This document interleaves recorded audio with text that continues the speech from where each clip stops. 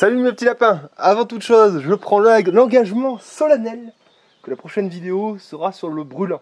Parce que ça fait assez longtemps comme ça. Elle est pratiquement montée la vidéo. Il suffit simplement qu'Agnès fasse sa partie et elle sera disponible. Enfin, oui, ça fait longtemps que je vous l'annonce. Elle sera là. Et elle est dans les tuyaux, elle est dans le PC aux 3/4. Alors voilà. On se retrouve un petit peu dans le jardin pour vous parler nuisibles, prédation. Et les solutions qu'on a testées, qu'on a mis en œuvre pour réguler un peu ces populations, conserver nos cultures et avoir nos animaux bien à l'abri. Voilà. Donc première chose, c'est quelque chose que j'arrête pas de vous rabâcher, c'est la lisibilité, la clarté, l'ordre, le rangement, la propreté. Et oui, ça fait que vous aurez moins de cachettes, moins de recoins dans lesquels les populations de rongeurs ou d'autres choses ne seront pas à l'abri en fait pour se reproduire. Donc ça veut dire quoi? Ça veut dire un potager pas enfoui, pas en bordel, des allées propres, etc. Et surtout des abords qui sont tondus, qui sont maintenus en fait à ras. Pourquoi? Parce que c'est des endroits qui sont pas du tout agréables pour les rongeurs, puisqu'ils ne sont pas à l'abri en fait de tout ce qui est rapace. Voilà. Donc là, nous en fait, pourquoi c'est bien? Parce que déjà on a un potager, vous voyez. Il n'y a pas une herbe plus haute que l'autre, donc du coup on n'a pas un tas de saloperies qui va graviter dessous. Vous inquiétez pas pour la pollinisation, tout ça. On a peut-être plus de 30 000 abeilles là-bas. On a des papillons dans tous les sens et des plantes mellifères. Regardez, juste là, on a plein de papillons. Là, si tu peux filmer mon petit chat. La biodiversité existe au jardin. Il faut arrêter de délirer. C'est pas parce que on n'a pas des herbes hautes partout qu'il n'y a pas de biodiversité et de nature au jardin. Voilà. C'est juste que on se prémunit d'une certaine biodiversité qui ne nous arrange pas du tout. Voilà. Donc pourquoi c'est bien ici? Tout simplement déjà parce que c'est clair. Et puis parce que, vous voyez, on a une espèce de barrage qui est constitué par le verger poulailler du reste du terrain qui va être un peu plus sauvage. Vous vous rappelez le zonage de la permaculture, plus on s'écarte, plus on a des zones qui sont sauvages, et donc le verger poulailler nous fait en fait une espèce de frontière, puisque l'herbe, encore une fois, est maintenue par les oies et par les poules, et parce que les poules, sont de sacrées charognes et n'hésitent pas à s'attaquer aux râteaux-pieds. Vous vous souvenez de la vidéo que j'ai fait, je vous la mettrai peut-être en lien. Elles n'hésitent pas à dégommer les rongeurs. Donc du coup, on a cette partie-là qui est maintenue par notre police gallinacée, par nos petits poulets. Et donc c'est déjà pas mal. Ensuite, ça fait pas tout. On a aussi donc de grands travailleurs, les chats. Alors, avant, on n'avait que cette grosse-là, et puis quand on est arrivé, évidemment, toute cette population nuisible s'était bien installée, et donc elle n'était pas suffisante. Alors à ce moment-là, on en a pris deux autres de mieux. Alors là, encore une fois, les chats, et c'est vrai, ils sont aussi très dangereux pour la biodiversité, ils s'attaquent absolument à tout. Donc, ça ne veut pas dire, je ne suis pas en train de vous dire qu'il vous faut vous prendre 15 chats et tout. Ah là, vous n'aurez plus rien. Ah ben c'est sûr, vous n'aurez plus rien, mais vous n'aurez peut-être même plus d'oiseaux. Donc on ne fait pas ça. Déjà, en fonction de son terrain, on va accueillir un premier chat, on regarde ce qui se passe. C'est pas mal, ça va pas, il y en a encore un deuxième, jusqu'à temps qu'on arrive à un résultat satisfaisant. Nous, pour notre dimension, tout ça, 3 chats, il semblerait que ça fasse bien l'affaire. Donc on a notre Moumoune, la plus grosse, on a la petite Marquise, et on a Paul. Préférez les femelles. Les femelles sont, on sait bien, de toute façon, c'est des félins. Les femelles sont bien meilleures chasseuses. Donc voilà, donc préférez les femelles. Et les chats, c'est des animaux de compagnie, on en prend soin. N'allez pas me faire comme dans les fermes, on voit un tas de chats consanguins, prêts à crever.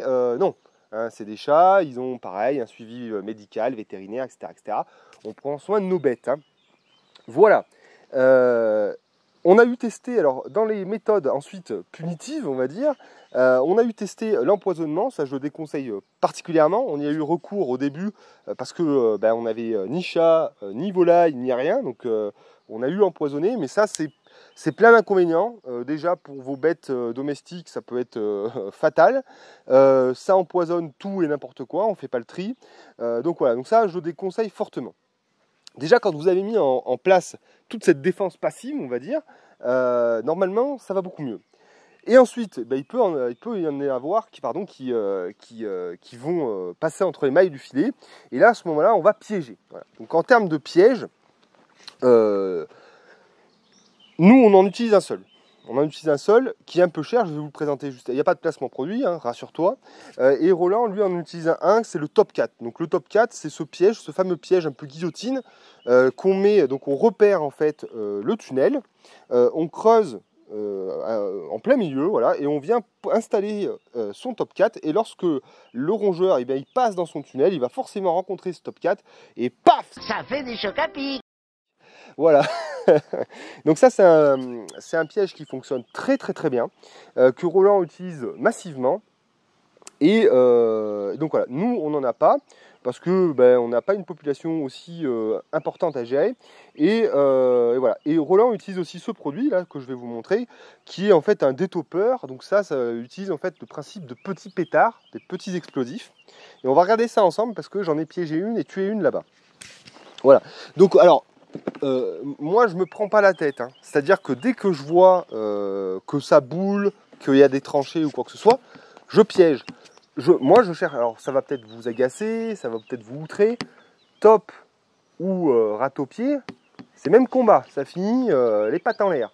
Pourquoi? Parce que bon, la top, elle va pas forcément atteindre mes cultures, mais elle va surtout déranger en fait tout ce qui est ornemental, hein. Elle vient sous les bâches, elle me fout un bordel pas possible, elle me démonte mes plantes d'ornement, elle les abîme. Et même si elle ne mange pas les pieds de courge, etc., des fois quand elle passe dessus, ça les abîme aussi. Donc je tue absolument tout. Donc ça, voilà. Et puis en plus, de toute façon, quand vous piégez, vous ne pouvez pas des fois faire le tri, hein. Il faut vous attendre des fois à avoir des dégâts collatéraux. Et c'est pareil avec les chats. En fait, il n'y a pas, vous n'aurez pas une solution absolument nickel, en fait. Tu vois, c'est ça le problème, c'est que vous allez être obligé de faire des compromis. Vous pouvez pas avoir, vous pouvez pas tout avoir en fait. Vous pouvez pas avoir. Il faut faire des choix. Et des fois, il y a des choses qui se passent, c'est malheureux, mais c'est comme ça. C'est tout. Et donc des chats, des fois, ils vont vous prendre une belle pantoufle, là, un beau râteau-pied là, qui vous dévore ça là, que vous êtes bien content. Et des fois, ils reviennent avec un oiseau. C'est moins cool, mais c'est comme ça. Voilà. C'est assez rare. Oui, c'est assez rare. Mais ce que je veux dire, c'est que ça arrive. Donc tu vois, il n'y a pas de solution totalement propre. Les chats ne sont pas des spécialistes des râteaux-pieds, comme les canards ne sont pas des spécialistes des limaces. Tu vois, voilà. Et donc, encore une fois, on peut en parler aussi très rapidement des limaces, parce que ça fait partie des nuisibles. Qu'est-ce qui intéresse les limaces? L'humidité, un couvert pailleux, des hautes herbes et tout. Qu'est-ce qu'on fait? On limite ce genre de conneries, voilà. Et puis surtout, c'est comme toute population animale, si vous l'encouragez en lui offrant le gîte, le couvert et toutes les conditions optimales pour qu'elle se reproduise, vous allez en avoir par-dessus la tête. Donc qu'est-ce qu'on fait? On la dérange. Et pour la déranger, justement, on la contraint à être dans un environnement qu'elle n'apprécie pas. Donc, par exemple, pour nous, on a assez peu de limaces. Les limaces, quand on en a, c'est un coup de ciseau ou un coup de grolle, comme ça, hein, voilà.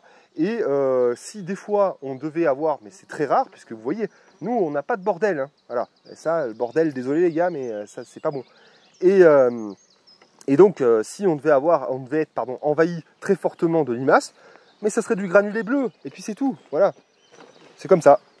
Donc, vous voyez, ici on a eu pas mal de bordel, donc on peut voir là, vous voyez, ils sont passés, alors c'est un peu aussi le problème entre guillemets des bâches ou du carton broyat, c'est que ils sont très bien pour passer en dessous après, hein. Donc là on voit un petit peu là que ils se sont régalés, ils sont bien amusés, ils sont passés un peu partout.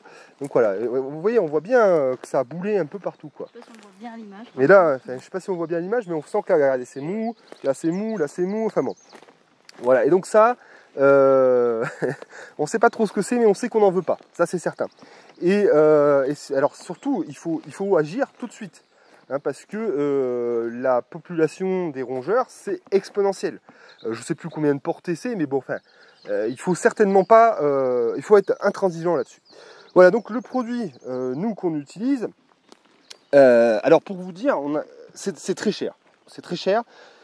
Sur 2 ans, ouais, à peu près. Ouais, ça doit faire 2 ans maintenant. Sur 2 ans, j'ai utilisé 3 cartouches. C'est la 3e, là, on va relever le piège. Donc comment ça se passe? Alors, je vous prends dans le garage pour vous faire une démonstration un petit peu et vous expliquer au mieux l'utilisation du développeur. Je sais pas si je vous avais dit qu'on avait une boutique et qu'on vendait des t-shirts. Alors, des fois que vous ayez passé l'information, et ben voilà, vous voyez, on fait des magnifiques t-shirts comme ça. Donc, t-shirt Permazou, hein, on voit notre grand gourou de la perma, hein, qui est juste là, et un magnifique tracteur, et puis la fumée de la biodiversité juste là. Voilà, donc du coup, je pars pour vous montrer un petit peu l'utilisation de ce produit. Je vous le présente parce que j'en suis très content, pas parce que j'ai un partenariat ou quoi que ce soit, c'est pas le cas. Donc, ce qu'on va faire, c'est qu'on va aller au niveau du trou que le rongeur ou que la taupe a fait. On va écarter la terre, hein, puisque ce qu'on veut, eh bien, c'est faire un courant d'air que l'animal va vouloir combler, hein, en repoussant, en reboulant. Donc, on écarte tout ça. Ensuite, on va venir planter ça bien à fleur du trou. Hein, et ensuite, on va venir brancher notre charge sur les petites... Là, vous voyez, on a deux petits... comme du domino, un peu. Hop, on vient insérer comme ça. Ici. Et là, tac, voilà. Donc là, c'est branché, d'accord. On est toujours en sécurité, il n'y a pas de souci. On fait pénétrer le pétard bien dans le trou, hein, bien au fond. Comme je l'ai expliqué juste avant, ça, c'est bien rentré dans le sol, d'accord. Puis ensuite... on va venir mettre ce qui va nous servir en fait de détonateur. Donc c'est cette petite tige, on vient la loquer comme ça. On va avancer ça bien à fleur du trou. Et donc ensuite on va armer. Pour armer, on tire un petit peu le cylindre vers nous. Hop, et terminé. Là c'est armé. On n'a pas trouvé. Tu as mis le doigt dedans. D'accord. Donc là, tac, armé. Il y a un code couleur, hein, donc je vous dis pas tout, hein, forcément c'est... avec une notice d'utilisation, vous avez même des vidéos et tout, donc voilà. Donc après, qu'est-ce qui va se passer? Eh bien, l'animal, il va bouler. Avec la terre, il va forcément pousser ce détonateur. Et là, tac! Vous voyez? Et là, ça enclenche un petit signal électrique qui va faire péter l'amorce dans le pétard. Et enfin, le pétard va péter, et donc l'animal va mourir. Voilà, et donc ensuite, eh bien, on a une lumière qui va nous indiquer que le piège a fonctionné et que là, il faut retirer le tout, quoi. Voilà, donc après, une fois que le pétard a pété, il n'y a pas vraiment de... On peut remettre en sécurité comme ça, tac, on enlève tout, enfin bon, il n'y a pas de problème, quoi. Il n'y a plus rien qui peut exploser, voilà. Bon, après, vous voyez, hein, c'est pas non plus... on parle pas d'un bison 4000, hein.